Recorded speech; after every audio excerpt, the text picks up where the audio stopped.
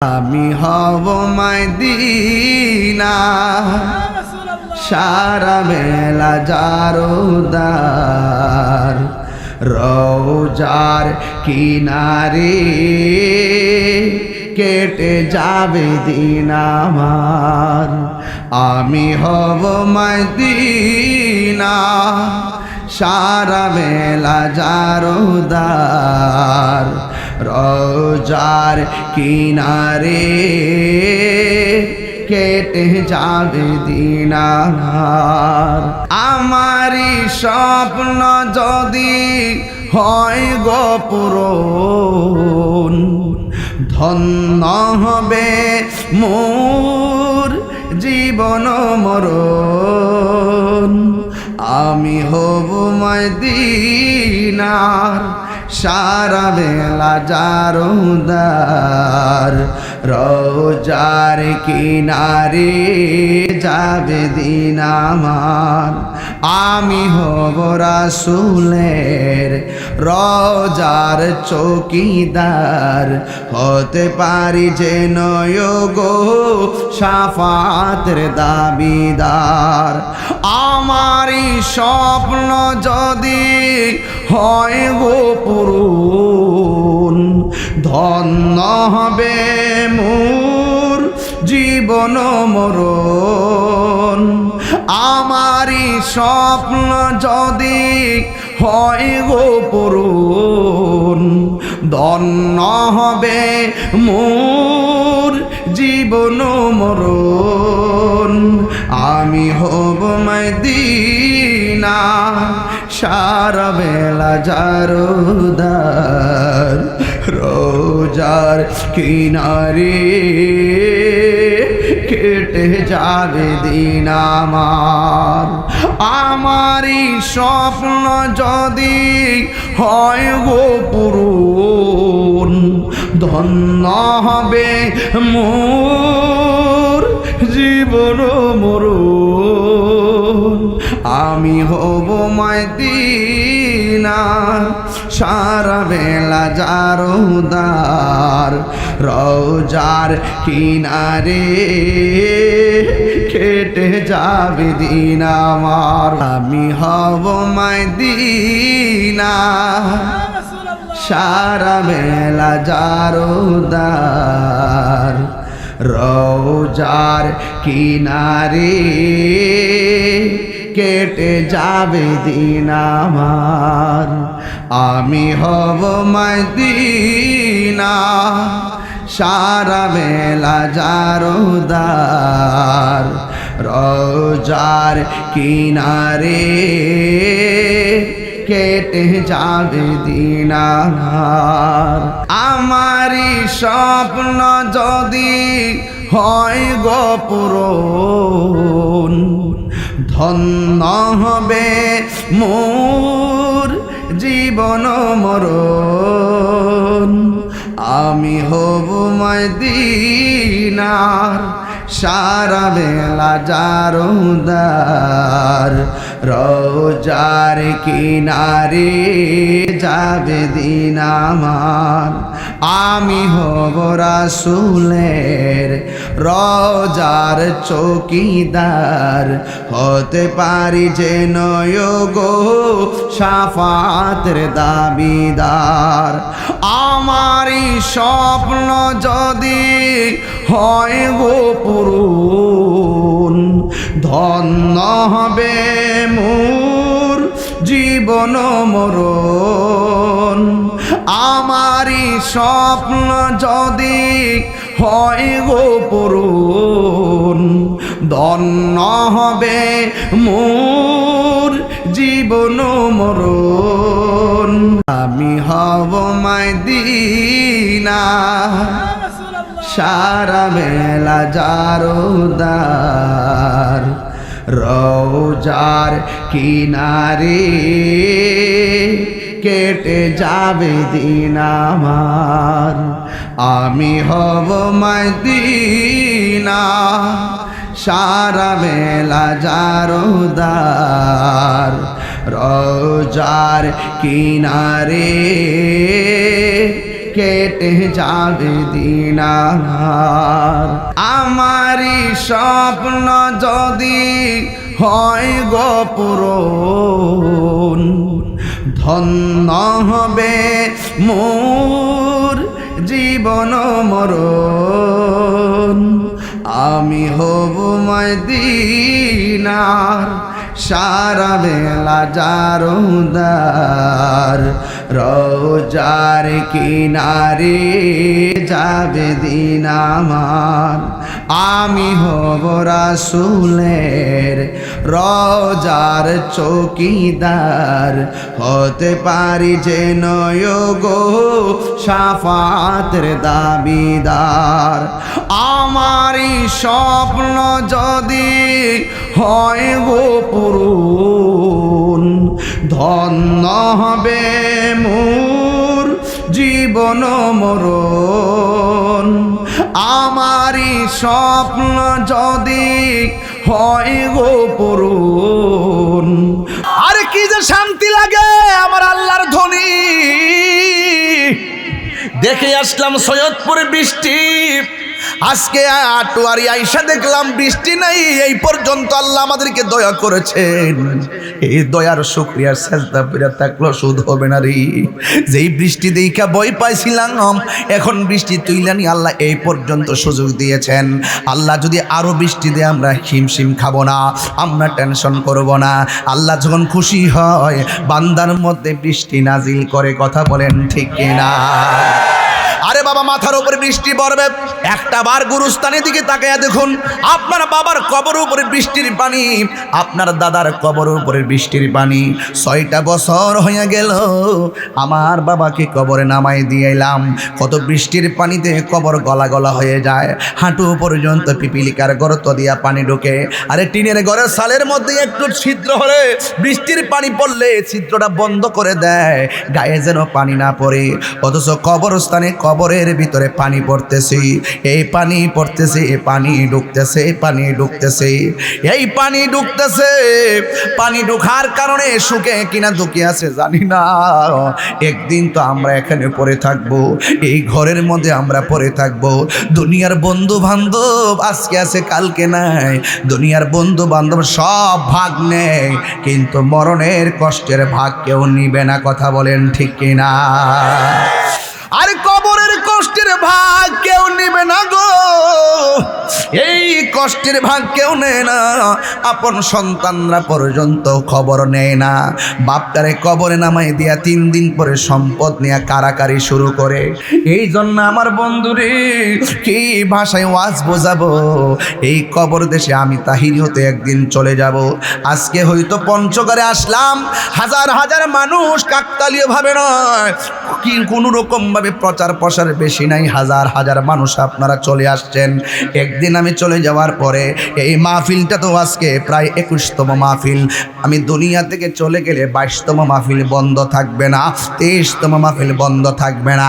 কাহারও জন্য কোনো কাজ থেমে থাকে না, আপন গতিতে সব চলতেছে। আজকে এত সম্মান, এত ভালোবাসা, চলে গেলে দেখবেন কেউ আমার মোবাইল নাম্বার একটা ফোনও দিবে না, আইডির মধ্যে ঢুকে একটা মেসেজও দিবে না। আপনার বন্ধু বান্ধবের অনেক নাম্বার এখানে সেভ করা আছে, বন্ধুটা কবরে চলে গেছে কিন্তু কই বন্ধুর নাম্বারে আর আমরা কল দেই না, খবর নেই না রে। এই জন্য যুবক, খবর তো কে নিবে? আমরা যদি মদিনাওয়ালার প্রেমে যদি নিজেকে কুরবান করতে পারি, আমার জীবন, আমার মরণ, আমার নামাজ, আমার কুরবানি আল্লাহর জন্য যদি নিবেদন করতে পারি, কেউ লাগবে না, আমার আল্লাহই আমাদের জন্য যথেষ্ট হয়ে যাবে। قل إن صلاتي ونسكي ومحياي ومماتي لله رب العالمين। আমি যে কোরআন শরীফ পড়ি আপনারা কি কষ্ট পান? মানে ভালো লাগে? আমি যে তেলাওয়াত করি, আমি কিন্তু হাফেজ না, কারিও না, আমি যতটুকু পারি তেলাওয়াত করি, একটু ভুল হলে ধরবেন। আর তেলাওয়াত করলে একটা স্পিরিট লাগে কি লাগে না? এই কোরআন শরীফ যে আমরা পড়ি, শান্তি লাগে কি লাগে না? আমি কি আবারও তেলাওয়াতটা একটু টান দিতে পারবো আপনাদের সামনে ইনশাল্লাহ? রাজি আছেন সবাই? শুনবেন তো ইনশাল্লাহ? সবাই এমন করে উজাড় করে মালিকরা ডাক দিবেন যেন আল্লাহ পাক আমাদের গুনাহগুলো মাফ করে দেয়। আমিন কন। قل إن صلاتي মাহইয়ায়া ওয়া মামাতি লিল্লাহি রাব্বিল আলামিন।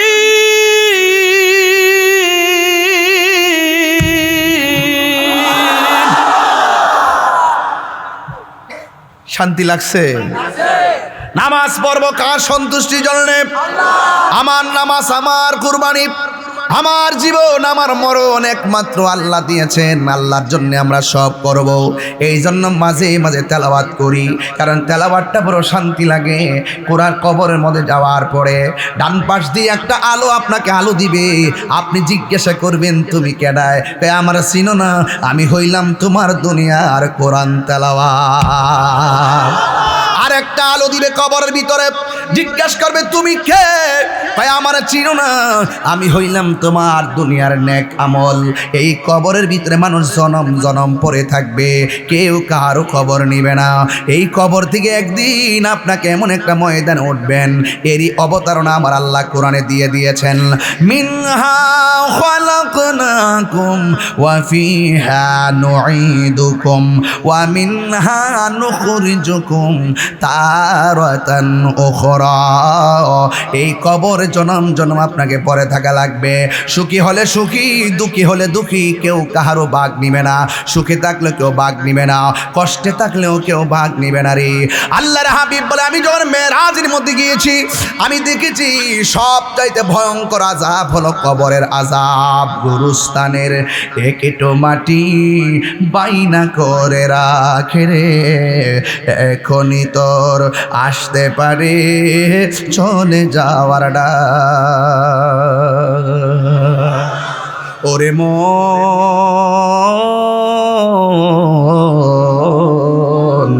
গুরুস্থানের একেটো মাটি বায়না করে রাখে রে, এখনই তোর আসতে পারে চলে যাওয়ার ডাক। কাঁদিস না মন শিশুর মতো, এমনই তো হয়। এই তো জীবন অন্যের দেয়া, তোর তো জীবন নয় রে, তোর তো জীবন নয়। খাঁচার ভিতর প্রাণের ময়না, চিরদিন আর আপন রয় না। হঠাৎ করে পালিয়ে যাবে একটু পেলে ফাঁকে রে। গুরুস্থানের একটু মাটি বাইনা করে রাখে রে, এখনই তোর আসতে পারে চলে যাওয়ার ডাক। আসতে পারে কি পারে না? ওরে মন,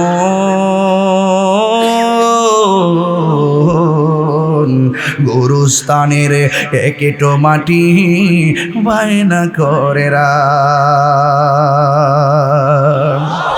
ও আটোয়ারির বাবারা, টাকা দিয়া গুরুস্থানের মাটি কিনলেই হবে না, কবরস্থানের কবরের জায়গা বাইনা করা লাগবে ঈমান আর আমল দিয়া। যার ঈমান আমল ভালো হবে, কবরের মাটি তার সঙ্গে ভালো ব্যবহার করবে। কথা কোন ঠিক কিনা বলে? সোহাগ এইচডি মিডিয়া, সত্য প্রচারে আপোষহীন। গুরুত্বপূর্ণ আলোচনা উপস্থাপন করবার জন্য সবিনয় অনুরোধ করছি। আসসালামু আলাইকুম ওয়া রাহমাতুল্লাহি ওয়া বারাকাতুহু।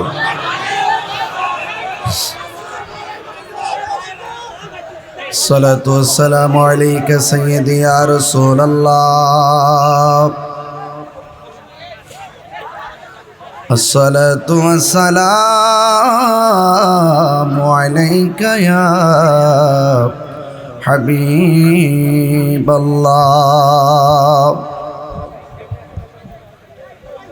আসসালাতু ওয়াসসালামু আলাইকা ইয়া শফিউল মুযনিবিন। আসসালাতু ওয়াসসালামু আলাইকা ইয়া রাহমাতাল লিল আলামিন। আলহামদুলিল্লাহ, আলহামদুলিল্লাহি রাব্বিল আলামিন। خالق السماوات والأرضين الصلاة والسلام على أشرف الأنبياء والمرسلين وعلى آله وأصحابه وأزواجه وذريته أجمعين الذي أرسله بالحق بشيرا ونذيرا وداعيا إلى الله بإذنه وسراجا منيرا إن الله وملائكته يصلون على النبي يا أيها الذين آمنوا صلوا عليه وسلموا تسليما اللهم صل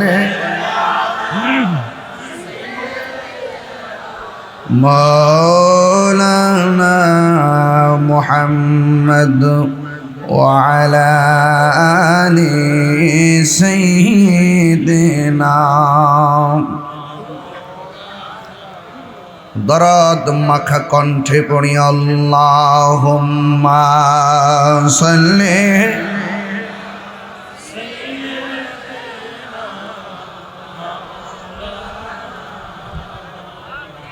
وعلى آل سيدنا হেরার গুহায় তোমারি ধ্যান আসমান থেকে নামে আল কোরআন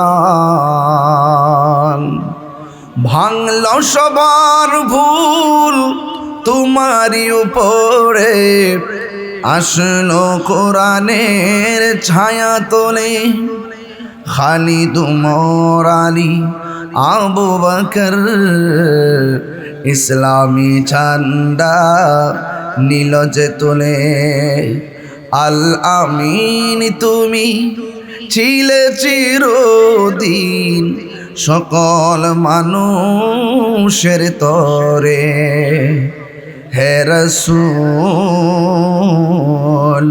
তোমাকে ভুলি আমি কেমন করে আল্লাহুম্মা সাল্লি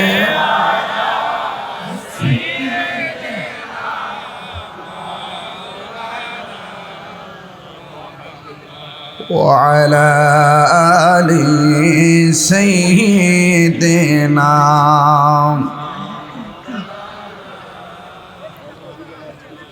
মুআজ্জাজ ওয়া মুকাররম ধামুর ইউনিয়নবাসীর উদ্যোগে হাজী সমীর উদ্দিন উচ্চ বিদ্যালয় প্রাঙ্গণ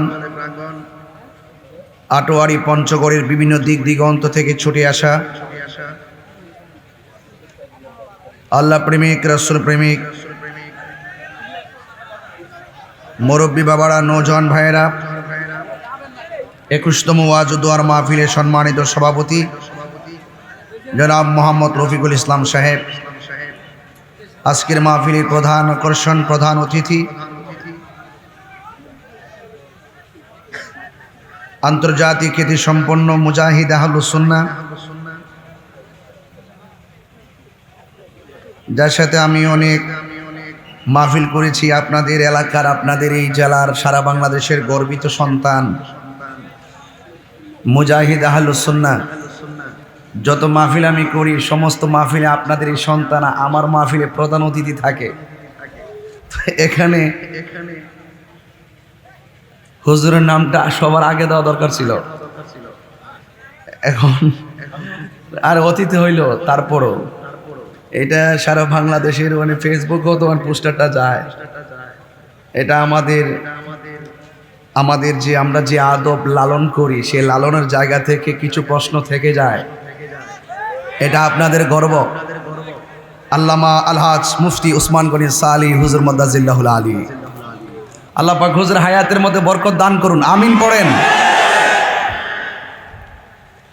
আজকের মাহফিলে আমার ডানে বামে অনেক উলামায়ে কেরাম বসে আছেন। বিশেষ করে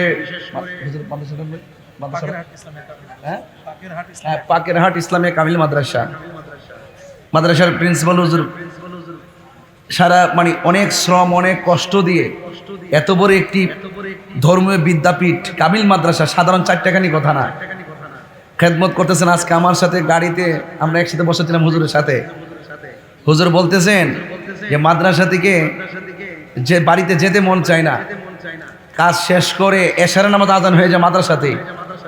এটি হলো দ্বীনের প্রতি দরদ, মাদ্রাসার প্রতি দরদ, তাই না? হুজুরও বসে আছেন, আমার ডানে বামে অনেক পীর মাশায়েখ উলামায়ে কেরাম বসে আছেন। সবার প্রতি আমি শ্রদ্ধা নিবেদন করছি যে আল্লাহ রাব্বুল আলামিন এই বৈরী আবহাওয়ার মাঝেও এই মাহফিলটা যখন আমাকে দাওয়াত করা হয়েছিল, যখন এই মাহফিলটার প্রচার প্রসারের কেবলমাত্র শুরু করার কথা ছিল, ঠিক ওই মুহূর্তে শিলাবৃষ্টি, মানে খুব ভয়ঙ্করভাবে আপনাদের এলাকায় শিলাবৃষ্টি হয়েছিল, অনেক ক্ষতিগ্রস্ত আপনারা হয়েছেন। আমাকে হুজুর জানিয়েছেন, হুজুর বলতেছেন যে এত ক্ষতি মানুষের হয়েছে, মন চাচ্ছে যে সব কিছু উজাড় করে দিয়ে মানুষের পাশে দাঁড়ানো। এখন এই মুহূর্তে মাহফিল কিভাবে কি করি? আমি বলছি যে হুজুর আসলে তো বিপদ, মাহফিল যদি না হয় তাহলে আমাকে জানাবেন। আর বিপদ তো আসলে আজকে আপনাদের বিপদ, কালকে আমারও তো হতে পারে। এরপরে আল্লাহ রহমতে আপনারা স্বতঃস্ফূর্ত অংশগ্রহণ, যে যিনি বৃষ্টি দিয়েছেন, যিনি শিলাবৃষ্টি দিয়েছেন, ফসলের ক্ষতি হয়েছে, বলেন ফসল দেওয়ার মালিককে। আমরা এই মাহফিল কমিটি সর্বোচ্চ যে রব আমাদেরকে পরীক্ষা করতেছেন, আমাদেরকে পরীক্ষা করছেন, সেই রবের যে সুমহান কার্যক্রম, মানুষকে দিনের মেসেজ দেওয়ার যে কার্যক্রম, এটা আমরা শত পরীক্ষা আমরা পড়লো, এই মাহফিলটাকে আমরা ইনশাল্লাহ ধরে রাখবো। আল্লাহ যেন এই উসিলায় আমাদের ফসলের মধ্যে বরকত দান করে। এরকম বিপদ আপদ আল্লাহ যেন আমাদেরকে হেফাজত করে, সকলে বলেন আমিন। তো আপনারা বুঝতেই পারতেছেন, আপনাদের দৃশ্যমান ক্ষতিগ্রস্ত আপনারা হয়েছেন এই শিলাবৃষ্টির কারণে। এখন মাহফিল কমিটিরাও তো যেইভাবে কালেকশন করার দরকার ছিল ওনারা কিন্তু করতে পারে নাই, এবং কিভাবে যে যাবে এ বিবেকও বাধা দিয়েছে। সেই জন্য 10-এর লাঠি 1-এর বোঝা। আমাদের কি একটা মাহফিল করলে সর্বোচ্চ 50 জন বা 30 জন লোক আমাদেরকে সহযোগিতা করে। একটা মাহফিল করলে এমনই তো হয়, আর বেশি কিছু না তো, হয়তো বা 60 জন 70 জন। আর মাহফিলে কিন্তু হাজার হাজার মানুষ আসে, যেহেতু তারা 60-70 জন কিংবা 100 জন লোকের কাছে পরিস্থিতির কারণে কালেকশনের প্রতি তারা উদ্বুদ্ধ হতে পারে, যাইতে পারেনি। আর মাহফিলটার কমিটমেন্টও যদি রক্ষা করেছেন, আপনাদের মনের আশাকে পূরণ করেছেন, সুন্দর একটি মাহফিল, বাৎসরিক মাহফিলটাকে বন্ধ না করে এই মাহফিলটিকে ঝড় তুফানের মোকাবেলা করো আল্লাহ এবং রাসূলুল্লাহর মহব্বতে এটা ধরে রেখেছেন। এই হিসাবে আপনারা সবাইকে খুশি না বেজার? যদি খুশি হন একটু হাত তোলেন। আপনারা কি খুশি? সবাইকে খুশি? তাহলে যদি হাত তুলুন, আমি অনুরোধ করব আপনারা যদি শুধুমাত্র 100 করে টাকা দেন, কত বলছি, যদি 100 করে টাকা দেন মিনিমাম এখানে 3 লক্ষ টাকা হবে। যদি 100 করে টাকা দেন 3 লক্ষ টাকা হবে প্রায়। আপনারা দয়া করে একটু পকেটে হাত দিবেন, যে যতটুকু পারেন রেডি রাখেন। আর যদি মনে করেন যে মাহফিল আমরা নিয়ত করেছি 10,000, হ্যাঁ না এমনি কিছু লোক, অসুবিধা নেই, পরে প্রবলেম হয়ে যাবে। এমনি গেলে সমস্যা নেই, এমনি গেলে সমস্যা নেই, পরে প্রবলেম হবে। নগদ নগদ নগদ, বাকি না। নগদ মানে কি আস্তে আস্তে যাবে, আর আমি ওয়াজে ঢুকে যাব। 5 মিনিট হয়তো সময় এদিক সেদিক হবে, পরবর্তীতে আমি এই সুযোগটা হয়তো পাবো না। এই জন্য আপনাদেরকে অনুরোধ করলাম, আমার মাহফিল কমিটি যারা আছেন তারা জানো, অসুবিধা নেই। হ্যাঁ, সকলে বলি আলহামদুলিল্লাহ। তো আপনার মানসিকভাবে প্রস্তুত আছেন তো ইনশাল্লাহ? তাহলে আল্লাহ পাক যেন আমাদের সকলকে বোঝার তৌফিক দান করে, বলেন আমিন। সবাই মানসিক প্রস্তুত রাখবেন, কারণ আস-সাখী হাবিবুল্লাহ, দানশীল ব্যক্তি আল্লাহর বন্ধু। অনেকে এটাকে আয়েব মনে করে, আমি এটাকে আয়েব মনে করি না। অনেকে মনে করে যে ওই ওয়াজ শুনতে আসছি, কিসের কালেকশন শুরু করেছে। না, দান করলে ধন কমে না, বরং বাড়ে। আল্লাহর দেওয়া সম্পদ আল্লাহর মহব্বতে দিবেন, সেই ব্যাপারটি একটি মজলিসে উদ্বুদ্ধ করাটা হলো নিয়ামতের কাজ। কথা বলেন ঠিক না ঠিক? এজন্য কেউ রাগ করবেন না। আপনি একা সওয়াব নেবেন কেন, সকলকে নেওয়ার সুযোগ করে দিবেন। 10 টাকা হোক দিয়ে সুযোগ করে দিবেন।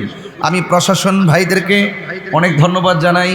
ওনারা অনেক কষ্ট করে আমাকে এই অনেক গ্যাদারিং থেকে মাহফিলে নিয়ে এসেছেন। আলহামদুলিল্লাহ, আল্লাহ পাক যেন আমাদের সবার আয়োজনকে কবুল করে সকল বলেন আমিন। আপনাদের গর্বিত সন্তান, আমার অত্যন্ত পরম প্রিয় শ্রদ্ধেয় আলহাজ আল্লামা মুফতি ওসমান গনি শাহ আলী হুজুর মদ্দাজিল্লাহ আলী হুজুর আমাকে খুব আদর করে দাওয়াত করেছেন, এবং আমিও অনেক চেষ্টা করেছি আমার কমিটমেন্টকে রক্ষা করার জন্য। বলুন, ইজ্জতের মালিক কে? আল্লাহ। হায়াতের মালিক কে? এই মাহফিলে এনেছেন কে? বৃষ্টি দেওয়ার মালিক। এই মুহূর্তে বৃষ্টি হলে আমরা কি রাগ করব? যিনি বৃষ্টি দিয়েছিলেন তিনি এখন বৃষ্টি বন্ধ রেখেছেন। আজকে যখন আমি সৈয়দপুরে নামবো, ঠিক ওই মুহূর্তে পাইলট বলছিলেন, বিমান কর্তৃপক্ষ বলছিলেন যে আকাশের অবস্থা খুবই খারাপ, এজন্য এটা 20 মিনিট দেরি হবে। আমরা ঝড় তুফান থেকে অনেক দূরে অবস্থান করতেছি, আস্তে আস্তে নামবো।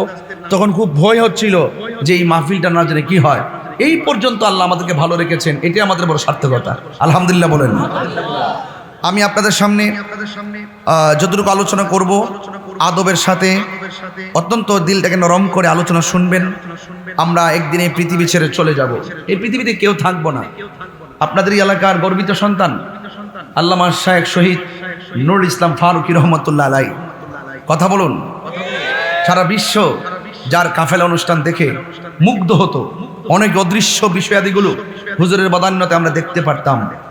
আর সেই ফারুকী হুজুরের সাথে সহযোদ্ধা হয়ে আপনাদের এই গর্বিত সন্তান আল্লামা মুফতি ওসমান গনি শাহ আলী হুজুর, তিনি আজ সেটা চালিয়ে যাচ্ছেন। এক ধরনের হায়ানার লোক কণ্ঠকে স্তব্ধ করার জন্য ঘরের মধ্যে প্রবেশ করে তাকে কি করলো? দুনিয়া থেকে বিদায় করে দিল। মনে রাখবেন, যারা খুনি হবে, খুনিদের শাস্তি অনেক ভয়ঙ্কর হবে। কথা বলুন ঠিক না বেঠে? এই জন্য কোনোদিন খুনের পথ বেছে নিবেন না, মানুষকে ঠকানোর পথ বেছে নিবেন না, মানুষকে নিন্দার পথ বেছে নিবেন না। মানুষকে ভালোবাসবেন, মানুষকে শ্রদ্ধা করবেন, মায়া করবেন, এতে আপনার সম্মান বেড়ে যাবে। কথা বলেন ঠিক কিনা? এজন্য আল্লাহ রাব্বুল আলামিন কোরআনুল কারীমের মধ্যে বলেছেন, এত নিয়ামত তোমারে দিলাম, এত কিছু তোমাকে দিলাম, এত কিছু অবলোকন করাচ্ছি।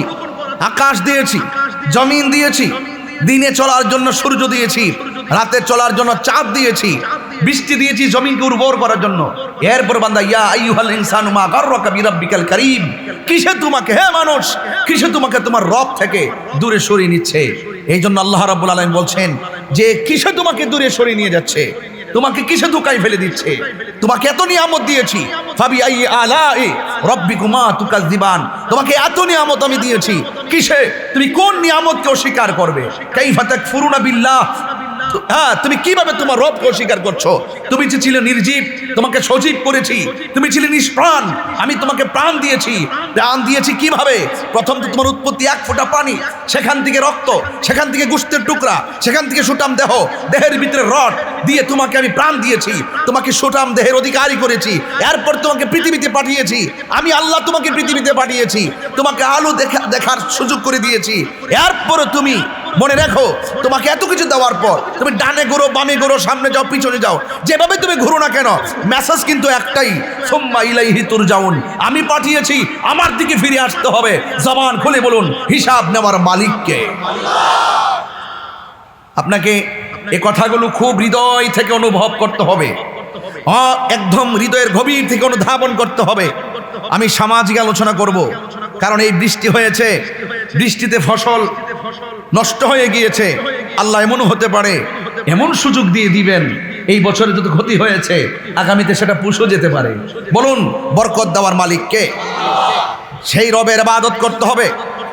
সেই রব আমাদেরকে পাঠিয়েছেন, সেই মালিক ছাড়া কাউকে সাজদা করা যাবে না, আল্লাহ ছাড়া কাউকে সাজদা করা যাবে না। বলুন, সাজদা পাওয়ার মালিক কে? যত মুসিবত আসবে সাজদার পরিমাণ তত বাড়িয়ে দিবেন। এতে নিয়ামত দেওয়ার মালিক কে? আল্লাহ। এই জন্য আমার যুবক ভাইয়েরা, আকাশের দিকে তাকিয়ে বৈরী আবহাওয়ার দিকে খেয়াল করে আপনাদের ধৈর্যচ্যুত না ঘটিয়ে আমি যতটুকু কথা বলবো কথাগুলো মনোযোগ দিয়ে শুনবেন। আল্লাহ রাব্বুল আলামিন কোরআনুল কারীমের মধ্যে বলে দিয়েছেন, ইন্নালিল মুত্তাকিনা মাফাসান হাদাইকা ওয়া আ'নাবা ওয়া কাওয়াইবা আতরাবা। ভয় করব একজনকে, তিনি কে? সাজদা বাবার মালিক কে? এই জন্য আমরা আল্লাহকে ভয় করব। আজকে মব ভায়োলেন্স কেন বেড়ে গেল? আজকে জুলুম কেন বেড়ে গেল? আজকে কেন খুন গুম বেড়ে গেল? একটাই কারণ, কেউ কাউকে মানে না, সন্তান মাকে মানে না, বাবাকে মানে না। এর একটা মাত্র কারণ, আমাদের ভিতরে তাকওয়া কমে গেছে। যদি আল্লাহর ভয় অন্তরে থাকতো, কবরের জবাবদিহিতার ভয় থাকতো, হাসরের ময়দানের জবাবদিহিতার ভয় থাকতো, পৃথিবী একদিকে জবাবদিহিতা যদি আরেক দিকে রাখতেন, যে আমরা দুনিয়া যাই করি না কেন একজনের দরবারে জবাব দিতে হবে, জবানটা খুলে বলুন তিনি কে? ওয়া ইলাহুকুম ইলাহু ওয়াহিদুন লা ইলাহা ইল্লাহু আর রহমানুর রহিম। আল্লাহ হলো একজন, তিনি ছাড়া কোনো ইলাহা নাই। তিনি আমাদেরকে একমাত্র তার গোলামি করার জন্য বানিয়েছেন। যিনি রহমান, তিনি রহিম, তিনি ছাড়া আর কোনো ইলাহা নাই। সেই মহান রবের ইবাদত করতে হবে। আল্লাহ রাব্বুল আলামিন কোরআনের মধ্যে বলে দিয়েছেন, ওয়া মা খালাকতুল জিন্না ওয়াল ইনসা ইল্লা লিয়াবুদুন। আল্লাহ বলে, আমি মানুষ এবং জিন জাতিকে বানিয়েছি একমাত্র আমি আল্লাহর গোলামি করার জন্যে। নামাজের মাধ্যমে যার গোলামি হয়, রোজার মাধ্যমে তার গোলামি হয়, যাকাতের মাধ্যমে তারই গোলামি হয়। আল্লাহ রাব্বুল আলামিন আমাদেরকে আশরাফুল মাখলুকাত বানিয়েছেন, সৃষ্টির সেরা জীব বানিয়েছেন, কথা সত্য। কিন্তু এই কোরআন সাক্ষী দেয়, মানুষের মধ্যে এমন কিছু মানুষ আছে সবার শ্রেষ্ঠ, আবার মানুষের মধ্যে কিছু মানুষ আছে পশুর চাইতে আরো নিকৃষ্ট। কথা বলেন ঠিক কিনা? যদি আল্লাহর কাছে শ্রেষ্ঠ থাকতে চান, আল্লাহর কাছে যদি উৎকৃষ্ট হতে চান, তাইলে আপনাকে আল্লাহর বেঁধে দেওয়া যে বিষয়, আল্লাহ যে আমাদেরকে বেঁধে দিয়েছেন, এই পথে চলো, এই পথে চলিও না। মা আতাকুমুর রাসূলু ফাখুযুহু ওয়া মা নাহাকুম আনহু ফান্তাহু। আল্লাহ রাব্বুল আলামিন যা কিছু আমাদের জন্য কল্যাণকর বলেছেন তা আমাদেরকে গ্রহণ করা লাগবে, আর যা থেকে নিষেধ করেছেন তা থেকে আমাদেরকে দূরে থাকা লাগবে। এখন আমি পঞ্চগড়, ধামুর, টুয়ারির মানুষদেরকে প্রশ্ন করতে চাই, আল্লাহ রাব্বুল আলামিন আমাদের জন্য যা কিছু বলেছেন করো, কল্যাণকর করতে হবে। যা থেকে নিষেধ করেছেন তা থেকে আমাদেরকে দূরে থাকতে হবে। এই জন্য আপনারা বলেন, মাদকের রাস্তাটা কি ভালো রাস্তা না খারাপ রাস্তা? আরো জোরে বলুন। হারাম রাস্তা কি ভালো না খারাপ? তাইলে আমরা হারামও বুঝি, হালালও বুঝি, বুঝার পর আমরা হালাল ধরতে চাই না, হারামের জন্য আমরা ব্যস্ত হয়ে পড়লাম। বলছে ঘুষ খাওয়া যাবে না, বেশি বেশি করে বান্দা ঘুষ খায়। বলছে সুদ খাওয়া যাবে না, অনেক বান্দা বেশি বেশি মজা করে আরো সুদ খায়। বলা হয়েছে মাদক সেবন করিও না, আরো বেশি বেশি করে মাস্তানি করে মাদক সেবন করে, আছে না নাই? খবরদার, না না না না। আল্লাহ রাব্বুল আলামিন আমাদেরকে অনেক মায়া করে বানিয়েছেন। আল্লাহ বলেন, ফি আইয়ি সূরাতিন মা শাআ রাক্কাবাক। আল্লাহ রাব্বুল আলামিন আমাদেরকে এত সুন্দর করে বানিয়েছেন, আল্লাহ যেমন করে চেয়েছেন। আল্লাহ রাব্বুল আলামিন এই যে পৃথিবীর এত সুন্দর দেখতেছেন, সবুজ গাছগাছালি সব কিছু আল্লাহ রাব্বুল আলামিন আমাদের জন্য, বান্দাদের জন্য সৌন্দর্য মণ্ডিত করে দিয়েছেন। আল্লাযী খালাকাকা ফাসাওয়াকা ফাআদালাক। আল্লাহ রাব্বুল আলামিন সব কিছুকে সুন্দর করে সৌন্দর্য মণ্ডিত করে দিয়েছেন একমাত্র বান্দাদের জন্য। হ্যাঁ বান্দা, খবরদার খবরদার, আল্লাহ ছাড় দেন বলে মনে করো না হিসাব নিবেন না। আল্লাহ ছাড় দেয় কিন্তু ছেড়ে দিবেন না। যাররা যাররা পরিমাণ হাসরের ময়দানে হিসাব নিবেন আমার আল্লাহ। যাররা যাররা পরিমাণ হিসাব নিবে আমার আল্লাহ। একটা ইঞ্চি একটা জাররা পরিমাণে দিক করা হবে না। যদি তুমি নেক কাজ করো প্রতিদান দেওয়া হবে, আর যদি বদ কাজ করো বদ কাজের প্রতিফল দেওয়া হবে। এই জন্য আমার নবী আপনার নবী বলেন, আমি যখন মেরাজের মধ্যে গিয়েছিলাম, মেরাজের মধ্যে যাওয়ার পর আল্লাহ রাব্বুল আলামিন অনেক আযাব দেখিয়েছেন, অনেক আযাব আল্লাহ আমারে দেখিয়েছেন। আমি দেখেছি সবচাইতে কঠিন আযাব হলো কবরের আযাব। জবান খুলে কোন আল্লাহু আকবার। সবচাইতে কঠিন আযাব হলো কবরের আযাব। কবর আযাব বড় ভয়ঙ্কর। আমার নবী আপনার নবী বলেন, কবর হলো আখিরাতের প্রথম মঞ্জিল। এই কবর যার ভালো হয়ে যাবে, হাসরের ময়দান তার জন্য সহজ হয়ে যাবে। কবর কাহার জন্য জাহান্নামের গর্ত, আবার কবর কাহার জন্য জান্নাতের বাগান। এই জন্য আমার যুবক ভাইরা হালালের পথ বেছে নেবেন, নিয়ামতের পথ বেছে নেবেন, ন্যায়ের পথ বেছে নেবেন, ইনসাফের পথ বেছে নেবেন, আল্লাহ পাকের ইবাদতের পথ বেছে নেবেন, দয়াল নবীর মহব্বতের পথ বেছে নেবেন, আউলিয়া কালামের সোহবতের পথ বেছে নেবেন, মা বাবার খেদমতের পথ বেছে নেবেন। দেখবেন আপনার জিন্দিগি ভর যদি পুণ্য দ্বারা সজ্জিত করতে পারেন, আল্লাহ আপনি যখন কবর দেশে যাবেন, ওই কবরে যাওয়ার পর আমার আল্লাহ জান্নাত থেকে গালিচা বিছাইয়ে দিবে আপনার পিঠের নিচে। আরো বড় করে কোন আল্লাহু আকবার। এই জন্য মরার পরে কিছু নাই, মরার আগে সব বেদ করে যেতে হবে। কথা বলুন ঠিক না ঠিক? মরার আগে সব কিছু বেদ করে যেতে হবে। দুনিয়ায় থাকা অবস্থায় যদি বেদ করে না যেতে পারেন, আল্লাহকে রাজি করে যেতে না পারি, তাইলে একদিন নয়, 2 দিন নয়, কত জনম থাকতে হবে কষ্টে, তার কোনো ইয়ত্তা নাই। এই জন্য আমার যুবক ভাইয়েরা, আল্লাহ রাব্বুল আলামিন আমাদেরকে পৃথিবীর মধ্যে পাঠিয়েছেন। দেখবেন একটা মানুষের সামনে যখন আজরাইল চলে আসবে, দেখবেন কত মানুষ এই যে দৌলতদিয়া ফেরিঘাটের মধ্যে কত বড় স্পর্শকাতর ঘটনা। বাস কেবলমাত্র দৌলতদিয়া ঘাটের মধ্যে বাসটা পড়লো, মাত্র 5 সেকেন্ডের মধ্যে 90 ফিট নিচে বাসটা ডুবে গেল। অথচ এই বাসের ভিতরে একটা মা ছিল, এই মা সন্তানটাকে জানালা দিয়ে বের করে দিয়েছে। সন্তানটা সাতরাইতে কিনারায় এসে গেল, আর মা দুঃখিনী বাসের সাথে নিচে গিয়ে দুনিয়া থেকে বিদায় হয়ে গেল। সন্তানের আগে মা মারা যায়, মায়ের আগে সন্তান মারা যায়। জবান খুলে বলেন, 1 মিনিট আগেও তো জানতো না সেখানের মধ্যে সে মারা যাবে। এই মা তো জানতো না 40-45 জন মানুষ, তারা তো বাড়ি থেকে বের হওয়ার সময় জানতো না দৌলতদিয়া ঘাটের ভিতরে এমনভাবে বাসের ভিতরে থেকে পানিতে ডুবে মারা যাবে। অথচ 1টা সেকেন্ড আগেও জানতো না এই মুহূর্তে আমাদের মরণ হতে পারে। আপনারা জবান খুলে বলে, কে কোথায় মরবে সিদ্ধান্ত দিয়েছেন কে?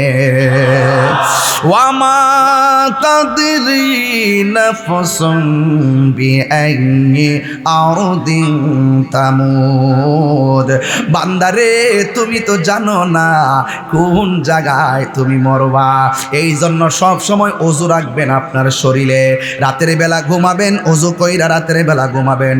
আল্লাহরে বলবেন, আল্লাহুম্মা বিসমিকা আমুতু আহিয়া। ও আল্লাহ, আমি যদি ঘুমিয়ে গেলাম আর ঘুমের ঘরে যদি আমাকে মরণ দাও, উযু করে ঘুমাইলাম, উযু অবস্থায় আমারে মরণ দিও। আল্লাহ তুমি যদি আমারে মরণ দিবা, পবিত্র অবস্থায় মরণ দিও। আমার দেশের সোনার ছেলেরা অনেকেই প্রস্রাব করে ঢিলা কুলুপ ব্যবহার করে না, অনেকেই পবিত্র থাকতে চায় না। অথচ বলা হয়েছে আত্মহুরু শাত্রুল ঈমান, পবিত্রতা হলো ঈমানের অর্ধেক। এই জন্য আপনাদের সকলকে অনুরোধ করে বলবো, সব সময় পবিত্র থাকবেন আর রাতের বেলা ওযু করে ঘুমায় যাবেন। এমন হতে পারে ঘুমের ঘরেও আজরাইল আসতে পারে কি পারে না। আজরাইল অনেক ভয়ঙ্কর। আজরাইল যখন আসবে অনেক ভয়ঙ্কর, অনেক ভয়ঙ্কর। যদি ঈমান না থাকে বুঝবেন সাকরাতুল মাউত। আর রুহু নেওয়ার সময় তো কষ্ট হবেই, কিন্তু রুহুটা নেওয়ার সময় আজরাইলের বিকট চেহারা। যখন আপনাদের এই এলাকায় ধামুরা যখন এসে আপনার ঘরের দরজায় যখন আজরাইল দাঁড়িয়ে যাবে, আটোয়ারি এসে যখন ঘরের দরজায় আজরাইল দাঁড়িয়ে যাবে, আপনার যদি ঈমান না থাকে, সহি আমল যদি না থাকে, আজরাইল দেখলে বুঝবেন কত ভয়ঙ্কর। আজরাইল দেখা মাত্রই আপনার রগগুলো ছিঁড়ে যাবে, হাড্ডিগুলো খুলে যাবে, রক্তগুলো পানি হয়ে যাবে। কেউ আজরাইলকে দেখে জিহ্বার মধ্যে কামড় মারবে, কেউ আজরাইলকে দেখে দুইটা চোখ উল্টিয়ে দিবে, কেউ আজরাইলকে দেখে পায়খানা প্রস্রাব করে ভাসিয়ে দিবে। এত ভয়ঙ্কর হবে সাকরাতুল মউত। ওই সময় মানুষ তৃষ্ণার্ত হয়ে যাবে। 7 সমুদ্র 13 নদীর পানি যদি মুখের মধ্যে ঢেলে দেওয়া হয়, এক ফোঁটা তৃষ্ণাও মিটবে না। এমন একটা ভয়ঙ্কর অবস্থা হবে সাকরাতুল মউতের সময়।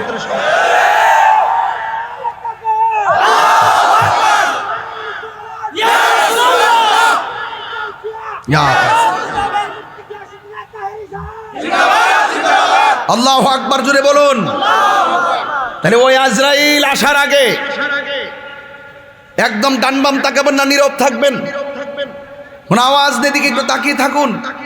বলুন, এই মুহূর্তে আমাদের মৃত্যু আসতে পারে কি পারে না? আহা, এই মুহূর্তে আমাদের মৃত্যু হতে পারে। যেই কোনো মুহূর্তে আজরাইল আমাদের সামনে চলে আসবে। আজরাইল আসার আগে আমাদের সকলকে কি করতে হবে? সোজা হতে হবে, সোজা। এখনো সময় আছে, আমরা অনেক বাঁকা আছি, এগুলো থেকে ফিরে আসতে হবে। ইহদিনাস সিরাতাল মুস্তাকিম, সেই সোজা রাস্তায় আসতে হবে। এই সোজা রাস্তায় না আসলে মৃত্যু হবে অনেক কঠিন। আল্লাহর হাবিব সাল্লাল্লাহু আলাইহি ওয়াসাল্লাম বরাবরের মতোই আমাদেরকে বলেছেন কবর আযাব ভয়ঙ্কর। ওসমান যুন্নুরান রাদিয়াল্লাহু তাআলা আনহু তিনি কুরুস্তানে গেলে চোখের পানি ফেলে কান্না করতেন, কবর আযাব এত ভয়ঙ্কর। অথচ তিনি ছিলেন জান্নাতের টিকিট প্রাপ্ত। বুঝতে পেরেছেন? যত আল্লাহর ওলি দেখবেন, সকল যত কামেল মুর্শিদ দেখবেন, যত আল্লাহ ওয়ালারা দেখবেন, সবচেয়ে বেশি কান্না করে কবর আযাবের ডরে। এই জন্য আজকে আমরা মনে করি গায়ে যেহেতু জোর আছে, শক্তি যেহেতু আছে, টাকা যেহেতু আছে, আরে আমাদের কাছে কি হবে? আজরাইল কি এত সহজে আসবে নাকি? না, বহু সন্তান দেখা যায় মোটর সাইকেল দিয়ে রাস্তা দিয়ে ঘুরে টাকের নিচে চলে গেছে, আজরাইল সেখানে হাজির হয়ে গেছে। কথা বলেন ঠিক কি না? যেই কোনো মুহূর্তে আসতে পারি কি পারে না? এই জন্য ভয় করবো একজনকে, জবান খুলে বলেন তিনি কে? আল্লাহকে ভয় যারা করবে, আল্লাহ রাব্বুল আলামিন কোরআনে বলে দিয়েছেন, ওয়ালিমান খাফা মাকামা রাব্বিহি জান্নাতান। আমি আল্লাহকে যারা ভয় করবে, আমি আল্লাহ রাব্বুল আলামিন তার একটা নয়, আমি আল্লাহ রাব্বুল আলামিন তাকে 2টা জান্নাত দিয়ে দিব। জান্নাত দেওয়ার মালিক কে? আর বড় করে বলেন কে?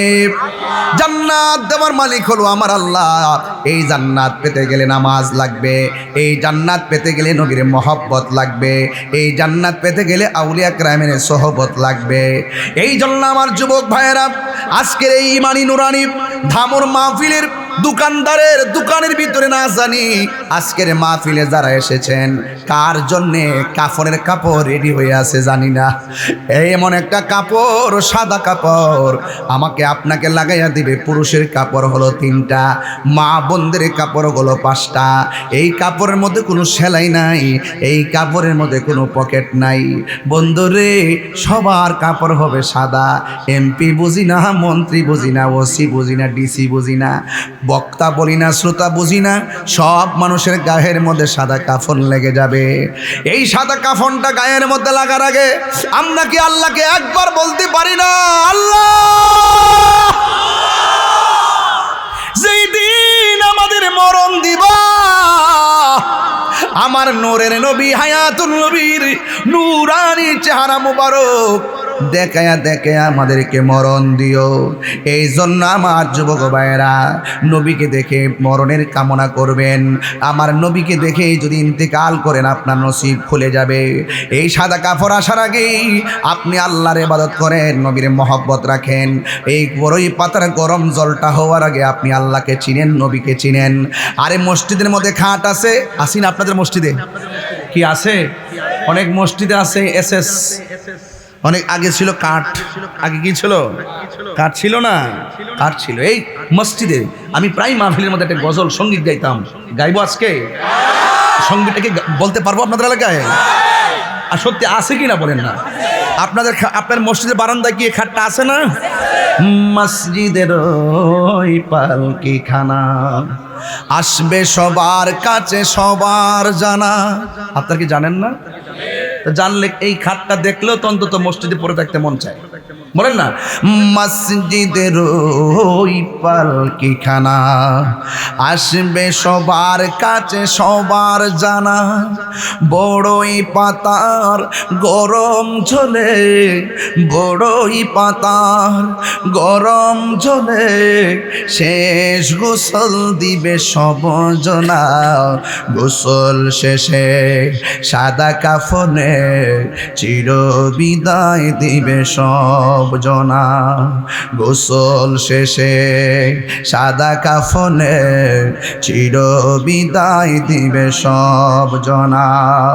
মৃত্যুর যন্ত্রণা এত কঠিন সইতে আমি পারিব না। কবরের আযাব এত কঠিন সইতে আমি পারিব না। আধার কবরে আলো জেলে সাপ বিচ্ছু সব দূরে ঠেলে। আধার কবরে আলো জেলে সাপ বিচ্ছু সব দূরে ঠেলে। বেহেশত হতে আমার লাগি, বেহেশত হতে আমার লাগি করে দিও ফুলের বিছানা। মৃত্যুর যন্ত্রণা এত কঠিন সইতে আমি পারিব না। কবরের আযাব এত কঠিন সইতে আমি পারিব না। ও গো দয়াময় হে রহিম, ও গো দয়াময় হে রহিম চাই যে তোমারই করুণা। মৃত্যুর যন্ত্রণা এত কঠিন সইতে আমি পারিব না। জোরে জোরে কি আল্লাহু আকবার বলা যাবে না? দয়ার মালিককে একটু প্রাণ খুললা রবের ডাক দিয়া কোন তিনবার কোন আল্লাহ।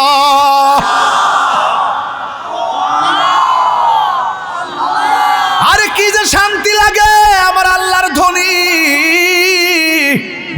দেখে আসলাম সৈয়দপুরে বৃষ্টি, আজকে আটোয়ারি আইসা দেখলাম বৃষ্টি নাই। এই পর্যন্ত আল্লাহ আমাদেরকে দয়া করেছেন। এই দয়ার শুকরিয়া সাজদা করে থাকলো শুধু হবে না রে। যেই বৃষ্টি দেখা ভয় পাইছিলাম, এখন বৃষ্টি তুইলানি আল্লাহ এই পর্যন্ত সুযোগ দিয়েছেন। আল্লাহ যদি আরো বৃষ্টি দেয় আমরা হিমশিম খাবো না, আমরা টেনশন করব না। আল্লাহ যখন খুশি হয় বান্দার মধ্যে বৃষ্টি নাজিল করে, কথা বলেন ঠিক কিনা? আরে বাবা, মাথার উপরে বৃষ্টি পড়বে, একটা বার গুরুস্থানের দিকে তাকায়া দেখুন, আপনার বাবার কবরের উপরে বৃষ্টির পানি, আপনার দাদার কবরের উপরে বৃষ্টির পানি। 6টা বছর হয়ে গেল আমার বাবাকে কবরে নামাই দিয়ে এলাম। কত বৃষ্টির পানিতে কবর গলা গলা হয়ে যায়, হাঁটু পর্যন্ত পিপিলিকার গর্ত দিয়া পানি ঢোকে।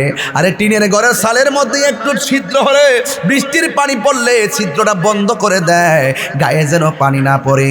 অথচ কবরস্থানে কবরের ভিতরে পানি পড়তেছে, এই পানি পড়তেছে, পানি ঢুকতেছে, পানি ঢুকতেছে, এই পানি ঢুকতেছে। পানি ঢোকার কারণে শুকে কিনা ঢুকে আছে জানি না। একদিন তো আমরা এখানে পড়ে থাকবো, এই ঘরের মধ্যে আমরা পড়ে থাকবো। দুনিয়ার বন্ধু বান্ধব আজকে আছে কালকে নাই, দুনিয়ার বন্ধু বান্ধব সব ভাগ নেয়, কিন্তু মরণের কষ্টের ভাগ কেউ নিবে না, কথা বলেন ঠিক কিনা? আরে কবরের কষ্টের ভাগ কেউ নিবে না গো, এই কষ্টের ভাগ কেউ নেয় না। আপন সন্তানরা পর্যন্ত খবর নেয় না। বাপটারে কবরে নামাই দিয়া 3 দিন পরে সম্পদ নিয়ে কারাকারি শুরু করে। এই জন্য আমার বন্ধুরে কি ভাষায় ওয়াজ বোঝাবো? এই কবর দেশে আমি তাহিরি হতে একদিন চলে যাব।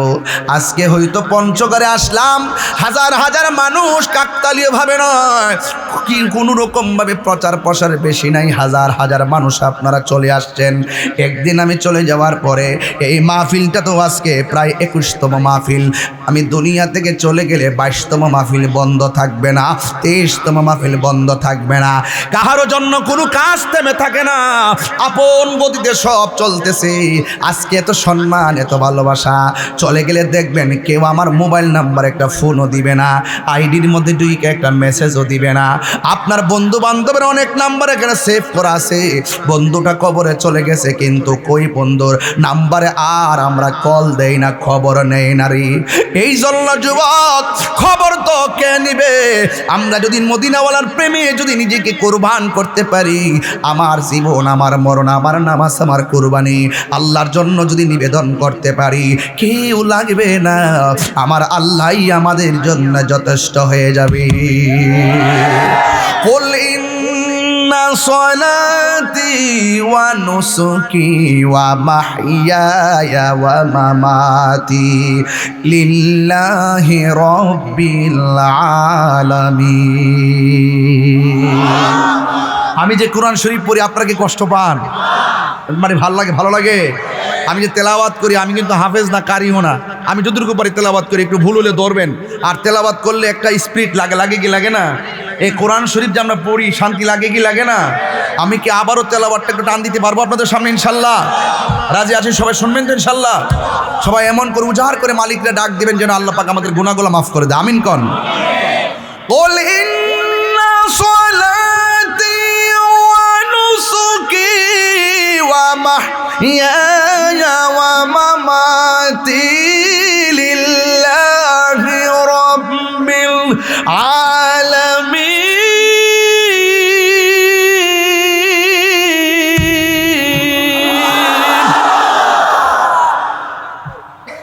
শান্তি লাগছে?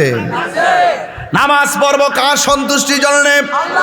আমার নামাজ, আমার কুরবানি, আমার জীবন, আমার মরণ একমাত্র আল্লাহ দিয়েছেন, আল্লাহর জন্য আমরা সব করব। এই জন্য মাঝে মাঝে তেলাওয়াত করি, কারণ তেলাওয়াতটা বড় শান্তি লাগে। কোরআন কবরের মধ্যে যাওয়ার পরে ডান পাশ দিয়ে একটা আলো আপনাকে আলো দিবে, আপনি জিজ্ঞাসা করবেন তুমি কেডায়? আমার চিনো না, আমি হইলাম তোমার দুনিয়ার কোরআন তেলাওয়াত। আর একটা আলো দিবে কবরের ভিতরে, জিজ্ঞাসা করবে তুমি কে? ভাই আমার চিনো না, আমি হইলাম তোমার দুনিয়ার নেক আমল।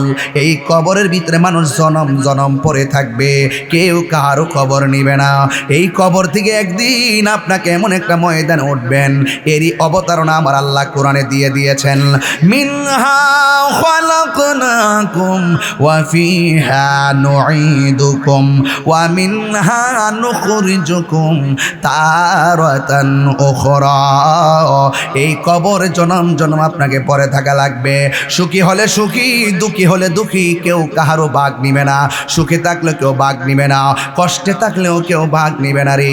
আল্লাহর হাবিব বলে, আমি যখন মেরাজের মধ্যে গিয়েছি, আমি দেখেছি সবচাইতে ভয়ঙ্কর আযাব হলো কবরের আযাব। গুরুস্থানের একটু মাটি বাইনা করে রাখে রে, এখনই তোর আসতে পারে চলে যাওয়ার ডাক।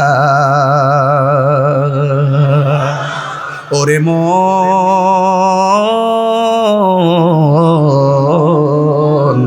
গুরুস্থানের একটু মাটি বায়না করে রাখে রে, এখনই তোর আসতে পারে চলে যাওয়ার ডাক। কাঁদিস না মন শিশুর মতো, এমনই তো হয়। এই তো জীবন অন্যের দেয়া, তোর তো জীবন নয় রে, তোর তো জীবন নয়। খাঁচার ভিতর প্রাণের ময়না, চিরদিন আর আপন রয় না। হঠাৎ করে পালিয়ে যাবে একটু পেলে ফাঁকে রে। গুরুস্থানের একটু মাটি বাইনা করে রাখে রে, এখনই তোর আসতে পারে চলে যাওয়ার ডাক। আসতে পারে কি পারে না? ওরে মন,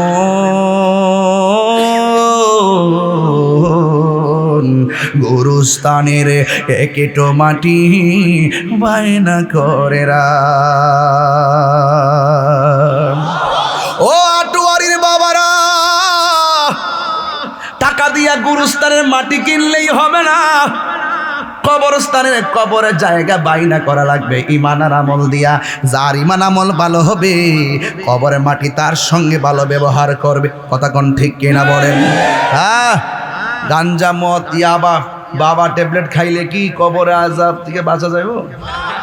হায় হায়, খবরদার, জবানকে পবিত্র করতে হবে, আত্মাটারে ঠিক করতে হবে, মুনাফিকি বন্ধ করতে হবে। আঙ্গদের সাথে মুনাফিক নাই আছে? মুনাফিক আছে না নাই? আপনি হয়তো জানেন না, আমি আসার আগে কত মানুষ রাস্তাঘাটে কত কথা কইছে। কিছু আছে, কিছু লোক আছে না, কই এরে দাওয়াত করছে, মানে কত কথা বলছে দোকানে বৈশা বৈশা। আবার খবর নিয়ে দেখবেন এরাই ফাঁকে ফাঁকে বৈশা রইছে। হ্যাঁ, কথা কি সঠিক? কথা সঠিক, এরাই ফাঁকে ফাঁকে বৈশা রইছে। আমি বদদুয়া করি না, আপনি বলেছেন বলুন, একটু কাছে আসেন, কাছে এসেন, কথা বলেন, সামনে বসেন, হয়তো আমাকে বুঝে আপনার দলে নেন, নাইলে আপনি বুঝে আমার দলে আসেন। এর চাইতে কি সুন্দর কথা পঞ্চগড়ে আছে? হয়তো আমাকে বুঝে আপনার দলে নিবেন, নাইলে আপনি বুঝে আমার দলে আসবেন। এর চাইতে বড় সমীকরণ আমার কাছে নাই। আরে বাবা, মানুষ হিসেবে তো ভুল হতে পারে, পারে কি পারে না বলেন? কিন্তু মুনাফিকি করবেন না। মুনাফিকি করলে কিন্তু অবস্থা ভয়ানক হবে।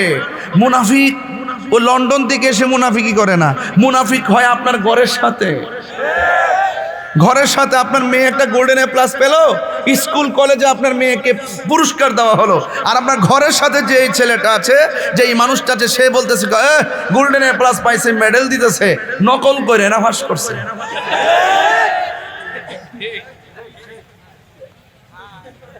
এই মুনাফিকি চলবে না, মুনাফিকি চলবে। মুনাফিকদের জায়গা জাহান্নামের উপরে না নিচে? ইন্নাল মুনাফিকিনা ফিদ দারকিল আসফালি মিনান নার। মুনাফিকি যারা করবে তাদের জায়গা হবে জাহান্নামের সর্বনিম্ন স্তরে। আমরা মুনাফিকি করব না। মুনাফিক, আরে কাফের তো খারাপই, মুনাফিক আরো ভয়ঙ্কর খারাপ। কথা বলুন ঠিক কিনা? মুনাফিকি না। আমরা এখন সবাই কি করতে চাই?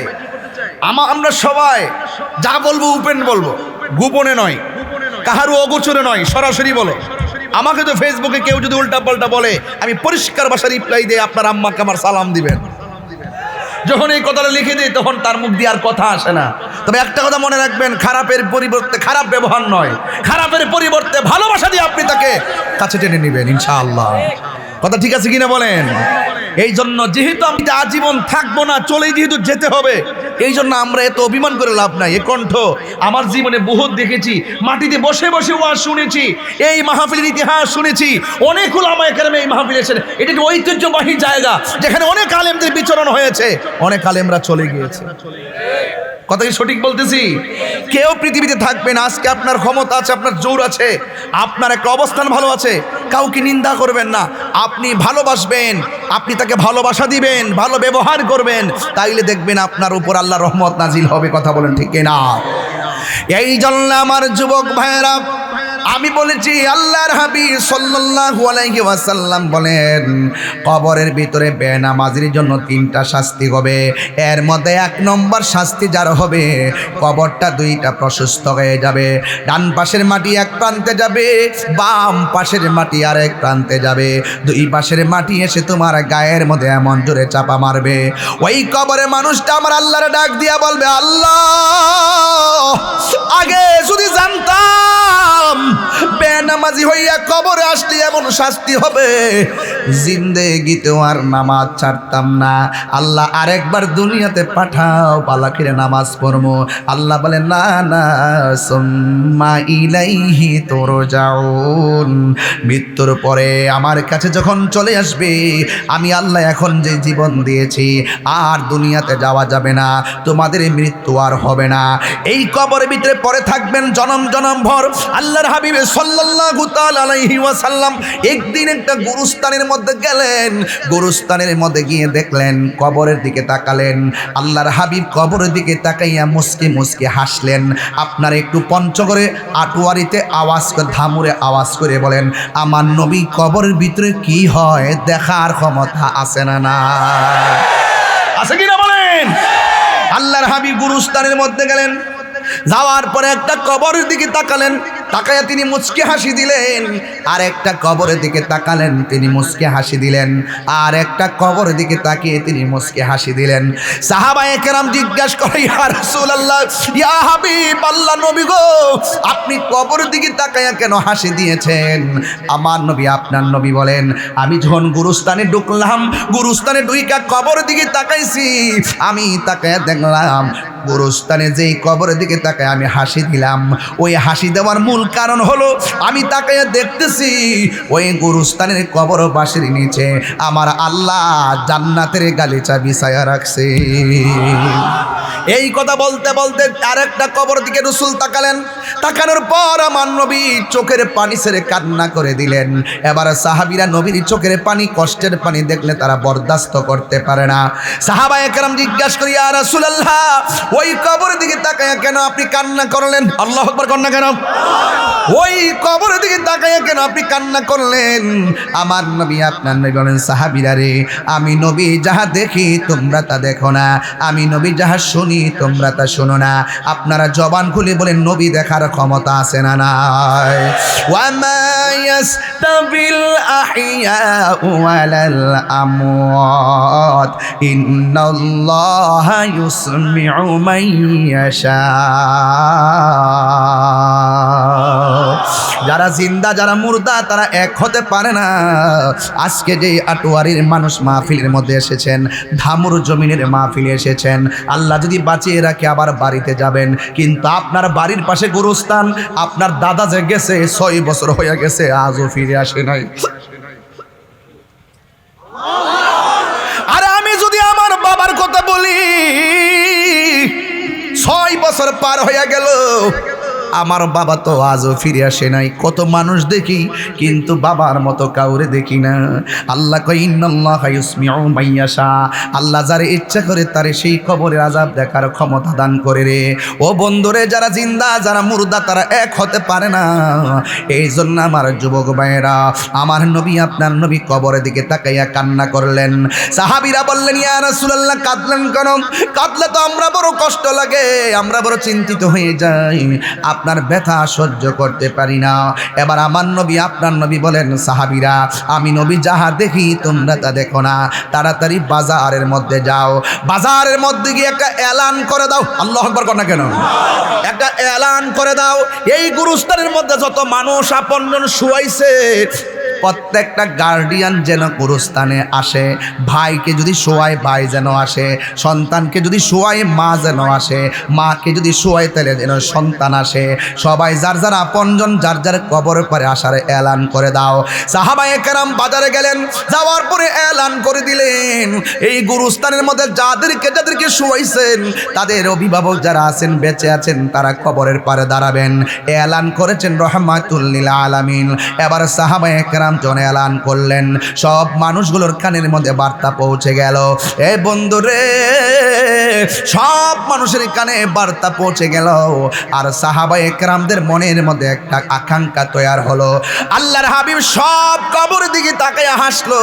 এই কবর পারে কে দাঁড়াবে চিন্তার কোনো কারণ নাই, কিন্তু যেই কবর দিকে তাকাইয়া আল্লাহর হাবিব চোখের পানি ফেলে কান্না করেছেন, এই কবরের পারে কে দাঁড়ায় আমাদেরকে দেখা লাগবে।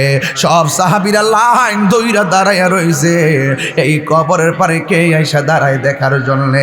এবার অন্যান্য কবরের পাশে দাঁড়ায়া সব আপনজনরা দাঁড়ায়া রইছে। আর যেই কবর দিকে তাকাইয়া রাসূল কান্না করেছে, এই কবরের দিকে মানুষ এখনো আসে নাই। সাহাবায়ে কেরাম বলে, এখনো কেন আসে নাই? হঠাৎ করে একটু সময় যাইতেছে, আর ওই মুহূর্তে আমার নবী, আপনার নবীও তাকায় রইলেন এই কবরের পারে কে আইসা দাঁড়ায়। হঠাৎ করে আমার নবী তাকায় দেখতেছেন, সাহাবায়ে কেরাম তাকায় দেখতেছেন, দেখলেন ওই কবরের পারে অন্য কোনো জোয়ান মানুষ দাঁড়ায় নাই, একটা বৃদ্ধা মহিলা লাঠিটা হাতের মধ্যে ভর কইরা ওই কবরের পারে এসে দাঁড়ায় গেছে। আল্লাহর হাবিব ডাক দিয়া বলে, মা ও মা, সবাই আগে আগে আসলো, আপনি এত পরে কেন আসলেন? ইয়া রাসূলুল্লাহ, হাঁটতে পারি না, আপনি নবী নোটিশ করেছেন ঘরে থাকতে পারি নাই, লাঠি ভর করে করে কবরের পারে এসে দাঁড়াইলাম। আল্লাহর হাবিব বলে, মা গো, ও মা, আমি নবী জানতে চাই এই কবর পারে যে আপনি এসে দাঁড়ালেন, এই কবর মানুষটার সাথে আপনার সম্পর্ক কি?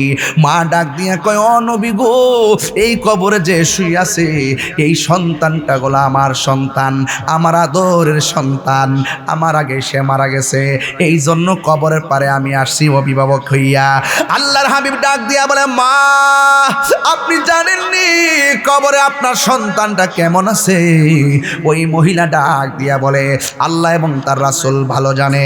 এই কথা বলার পরে আমার নবী, আপনার নবী বলেন, ও মা, এই গুরুস্থানের সবার বডির নিচে জান্নাতের গালিচা, একমাত্র আপনার সন্তানের গায়ের নিচে হলো জাহান্নামের বিছানা। জাহান্নামের চটের মধ্যে পড়ে পড়ে সন্তানটা কান্না করে, ও মা, আপনার সন্তানের কান্নায় আমার থাকতে পারি না।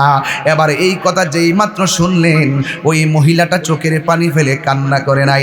আমি যদি এই মুহূর্তে যদি আমার বাড়ির মধ্যে খবর যায়, আমার আম্মা যদি শুনে আমার মাথা কেউ ফাটায় ফেলছে, আমার মা হাসি করবে না, কাঁদতে কাঁদতে পাগলের মতো হয়ে যাবে। সন্তানের ব্যথা মা সহ্য করতে পারে না। এবার রাসূল ডাক দিয়ে কয়, মা আপনার সন্তান কবরের মধ্যে কষ্টে আছে, আপনি কেন গো মুস্কি মুস্কি হাসতেছেন? এবার মহিলাটা ডাক দিয়া কয়, ইয়া রাসূলুল্লাহ, আমি হাসি কেন জানেননি? এই সন্তানটা যেই দিন আমার পেটের মধ্যে ছিল, আমি ঘুমায় গেলে আমার লাথি মারতো, আমার ঘুমটা ভাঙ্গা যাইতো, অনেক ব্যথা পাইতাম, চোখ দিয়া পানি দর দর করে ছাড়তাম, সকালবেলা পানিটা মুছে ফেলতাম, আর মনে মনে আনন্দ লাগতো। এই চোখের কোনার পানির আড়ালে হাসি লুকাইতো। কেন জানেননি গো নবী? সন্তান যদি পেটের মধ্যে না নড়াচড়া করে, মা মনে করে সন্তানটা মনে মরা হইয়া পড়ে আছে, আর সন্তান লাথি মারলেও কষ্ট লাগলেও মা মনে মনে কয়, আমি লাথি খাইলে খাইছি, আমার পোলাটা তো পেটের মধ্যে জিন্দা আছে। ইয়া রাসূলুল্লাহ, নবী গো,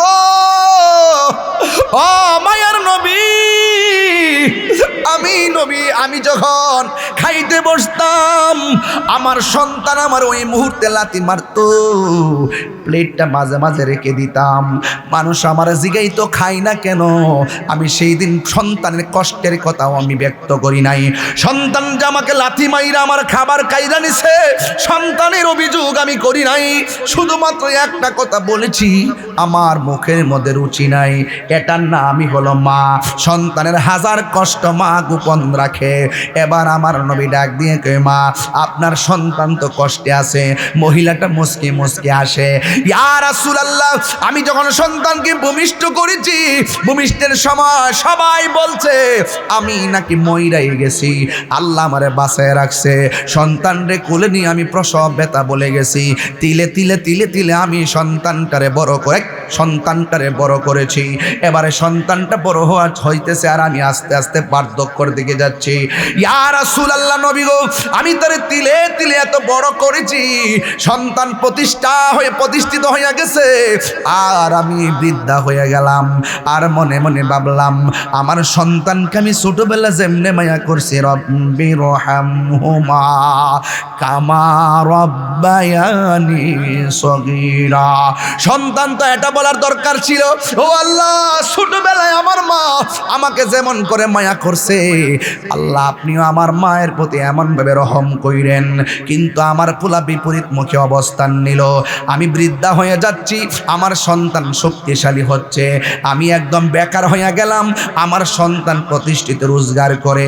এখন মনে মনে ভাবলাম, সন্তানকে তিলে তিলে বড় করেছি, সন্তান বোধহয় আমার খবর নিবে।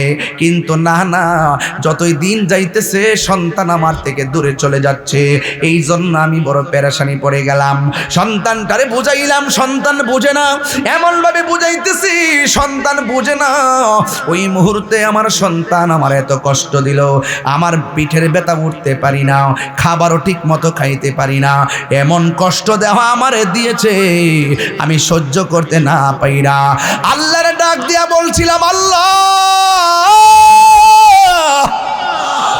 ও আল্লাহ, আমার সন্তান আমারে কষ্ট দিতে দিতে এমন কষ্ট দিয়েছে আমি আর সহ্য করতে পারতেছি না। আল্লাহ, আমার সন্তান আমারে যত কষ্ট দিয়েছে তুমিও তারে কষ্ট দিও। আজকে আমার সন্তানের আযাবের ঘটনা শুনাইলেন আপনি আমারে। আমার মতো সুখী আর কেউ নাই, আমার মতো খুশি আর কেউ নাই। আল্লাহ যে আমার মতো পাগলনির দোয়াটা কবুল করেছে, আমার চাইতে কেউ আর এত খুশি হবে না রে। আল্লাহ যে আমার দোয়াটা কবুল করছে, এই জন্য আমি এখানে হাসতেছি। এবার আমার নবী তো উম্মতের কান্ডারি। একটা কথা মনে রাখবেন, মা হইলে এমন মা, হাজার কষ্ট দেওয়ার পরেও একটা বার যদি মা কইয়া ডাক দেন, মায়ের কষ্ট দূর হয়ে যায়। বাবারে হাজার কষ্ট দেওয়ার পরও একটা বার যদি একটা লুঙ্গি হাতে ধরে, এখন আব্বা আপনার জন্য লুঙ্গিটা এনেছি, বাবা দেখবেন বড় খুশি হয়ে যায়। এই জন্য আমি তাহিরি বলে দিয়ে যায়, ও যুবক পোলাপান, এখন এমন খবর পাওয়া যায় ফেসবুকের পাতায়, বৃদ্ধা মাটারে যুবক পোলাপান ফালাইয়া ফালাইয়া বাইরে বাইরে আঘাত করে। এমন অনেক ফেসবুকে পাওয়া যায়, সন্তান বাপের লাঠি দিয়া পিটাইতেছে, এমন খবর পাওয়া যায়। সন্তান খবরদার, জীবনে যদি জিরো থেকে হিরো হতে চাও, মা বাবার দোয়া গলার মালা বানাও। কথা বলেন ঠিক কিনা? খবরদার, মা বাবার বদদুয়া যদি লাগে, দুনিয়া তো ভুগবেন, কবরও ভুগবেন, হাসরের ময়দানও ভুগবেন। এই জন্য আমার নবী আল্লাহরে ডাক দিয়ে কই, আল্লাহ, এই মহিলা তার সন্তানের কষ্টের কথা শুনেছে, কিন্তু সন্তানের কষ্ট তো মহিলা দেখে না। এই জন্য আল্লাহ কবরটার একটু আলোক করে দাও, মা যেন সন্তানের আযাবটা দেখে। আমার নবীর মতন মুস্তাজিবুদ দাওয়া পৃথিবীর কোনো নবী রাসূল না। আমার নবী ডাক দিয়ে বলে, আল্লাহ এক নজরে দেখা দাও। একটু যখন স্বরূপ উন্মোচন করলো যে এই মহিলা একটু আগে সন্তানের কষ্টের কথা শুই না হাসি দিল, এই সন্তানটার একটু কষ্টের স্বরূপ উন্মোচন করার পর ওই মহিলাটা ডাক দিয়ে কই, ইয়া রাসূলুল্লাহ, আমার সন্তানরে এমন কষ্ট দিব যদি আগে জানতাম, জীবনেও আমি বদদুয়া দিতাম না। চিৎকার মেরে কি আল্লাহু আকবার বলা যাবে না? আরে মা যদি আগে মারা যায়, কার কাছ থেকে অন্যায়ের ক্ষমা চাইবা? কথা বলেন ঠিক কিনা? এই যে পুলিশ প্রশাসন, আপনাদের আটোয়ারির পঞ্চগড়ের পুলিশ প্রশাসন, যখনই কোনো এলাকার মধ্যে কোনো ঝামেলা হবে, ওনার মা সবার আগে চিন্তা করবে, আমার পোলা তো ওই থানায় থাকে, আমার পোলা তো ওই জেলায় থাকে। এই পৃথিবীতে কেউ কারো বান্ধব না, একমাত্র বান্ধব হলো তোমার মা এবং তোমার বাবা। আপনার আমার দোয়ার মধ্যে স্বার্থ আছে, মা বাবার দোয়ার মধ্যে কোনো স্বার্থ নাই, নিঃস্বার্থে দোয়া করে।